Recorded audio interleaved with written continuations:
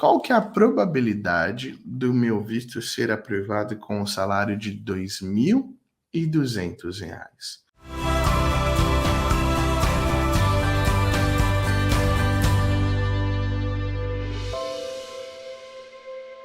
Tirar o visto americano nunca foi fácil e nunca será fácil, tá? Não, não está mais fácil. E nunca vai ficar, infelizmente, pelo menos num curto espaço de tempo. Porque é muito mais fácil tirar um visto para os Estados Unidos se você estiver num país de primeiro mundo, com uma economia muito bem desenvolvida, uma política organizada, aonde os Estados Unidos não te enxerguem com risco de ir lá para o país e voltar. Não, e não voltar, né? Então, é por isso que alguns países da União Europeia, por exemplo, podem mandar seus cidadãos para os Estados Unidos sem a exigência de um visto, com aquele extra. Não é o caso do Brasil. Isso, infelizmente, não irá mudar no curto espaço de tempo. Mas isso não quer dizer que os Estados Unidos não seja talvez a melhor maçã, a melhor fruta da árvore quando a gente está falando de internacionalizar nossas experiências. Como é que funciona a mentoria da Nublo Intercâmbio, da Visto Pronto? Pessoal, enquanto a gente vai aqui esperando mais dúvidas, o nosso amigo perguntou aqui ao Salles. Nós desenvolvemos um método de aprovação de visto que vai além do preenchimento dos formulários. Isso é sim muito importante. Eu posso dizer com toda certeza que o formulário preenchido pela Visto Pronto e pela Nublo Intercâmbio é o melhor 10% do Brasil, porque eu nunca peguei outro melhor até agora. Inclusive, estava ontem avaliando um 1060 negado de uma empresária ex-bancária que teve o visto negado, e aí vou lá ver o 1060 dela, por exemplo, e estava em português. Errado, como eu já falei para vocês um monte de vezes.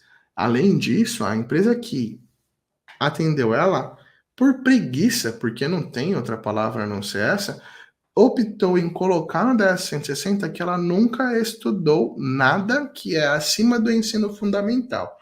Que ela não tinha feito o ensino médio, um nível técnico, uma graduação ou qualquer coisa do tipo por preguiça de preencher o formulário, tá? Isso eu vejo todo santo dia. Então, um dos pontos que fazem nossos clientes ser aprovados, Salles, é uma excelente abordagem no 1060. Primeiro, a abordagem começa em ser preenchido em inglês, tá bom? Depois, em possuir todas as informações completas. E a gente também faz o preenchimento de alguns campos de forma estratégica para que a gente convença o agente consular e não apenas informe, tá?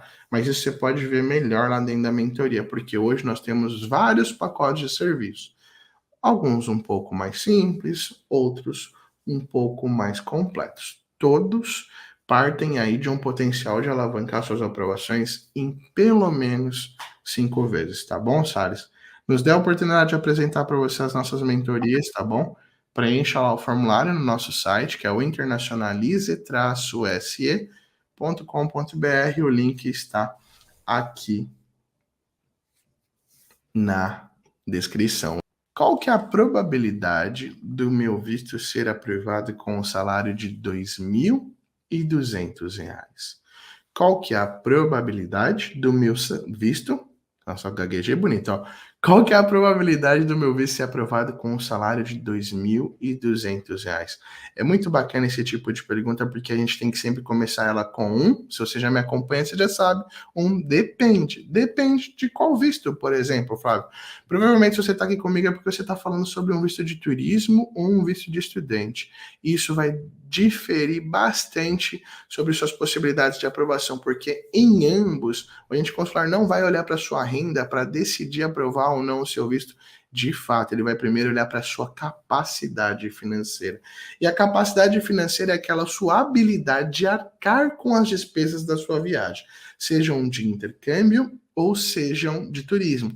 Porém, quando a gente está falando de um visto de intercâmbio, que vocês já conhecem, o visto F1, essa capacidade financeira precisa ser uma capacidade financeira poupada, prévia ao intercâmbio. Então, eu preciso ter dinheiro agora para o intercâmbio que eu vou fazer amanhã.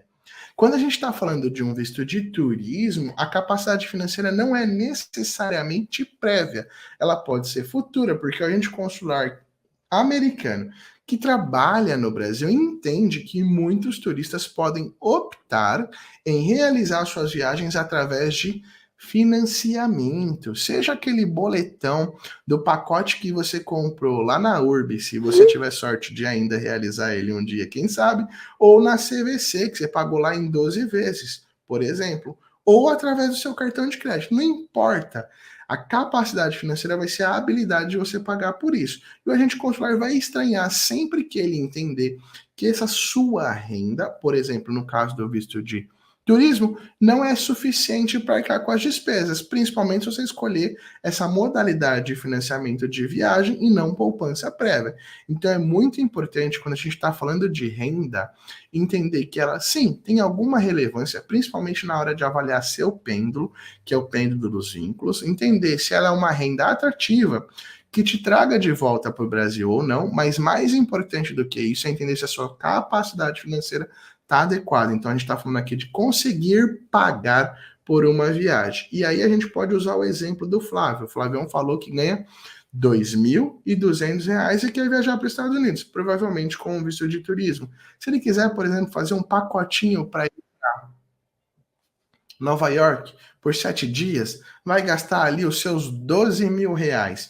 Ele chega no consulado americano dizendo para a gente consular que ele vai viajar daqui um ano, o agente consular vai esperar que talvez ele possa, até lá, juntar esses R$ 2.000. E para entender se ele pode ou não, ele pode fazer algumas perguntas para o Flávio. Ele pode perguntar, por exemplo, para o Flávio assim: olha, Flávio, você tem casa? Aí o Flávio vai lá e diz: não, não tenho. Logo, o Flávio provavelmente mora de aluguel. E a gente consular vai na cabeça dele, ele faz a continha. 2.200 menor aluguel. Flávio mora em São Paulo, milão por baixo, sobra 1.200. Flávio tem que comer, Flávio tem que pagar energia, Flávio tem que pagar água. Qual que é a possibilidade que daqui 12 meses, guardando o que sobra do salário, que o Flávio tenha R$ 12.000? Muito difícil, não é verdade? Afinal de contas, não sobra para juntar isso. Então, na hora que você vai planejar a sua viagem, você tem que pensar, inclusive, isso. Será que para mim convencer o agente consular a aprovar meu visto de turismo, eu preciso chegar na entrevista com algum dinheiro poupado ou não? Depende. Depende do seu perfil, da sua renda, do que você já tem poupado, da sua capacidade de poupança, tá bom? Então, é muito importante convencer a gente consular que você tem capacidade de arcar com as despesas.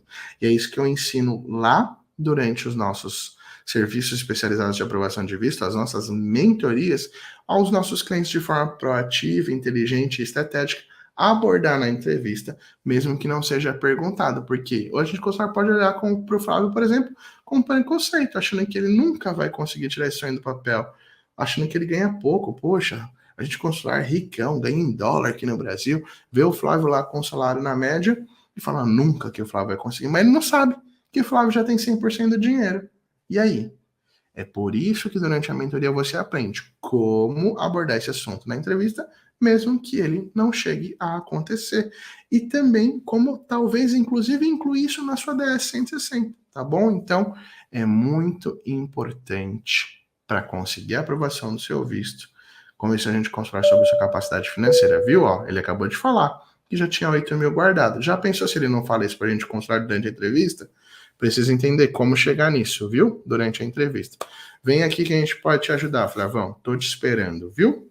Foi um prazer estar com vocês aqui. E segue, compartilha, manda aquele like, me manda um oi. A gente se vê na mentoria. Um abraço. Até a próxima.